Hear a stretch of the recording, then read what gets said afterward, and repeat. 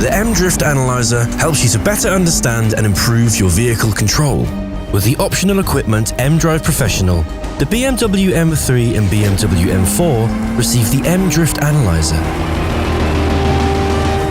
This function serves for the evaluation and analysis of single drifts and the recording and assessment of any track layouts with drifts.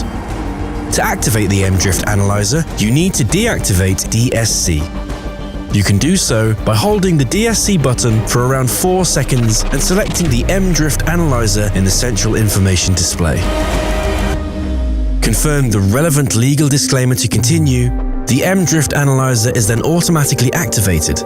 On the right side, you have the option to activate or deactivate the M Drift Analyzer, to change the M traction control level, and to switch between drift session and single drift displays. Press Start Drift Session to start measuring and End Drift Session when you're done. The drifts are evaluated immediately and their analysis is displayed in the central information display and M head-up display. Depending if you are driving in single drift mode or drift session, different parameters are shown. If the M Drift Analyzer is deactivated, DSC On is automatically set.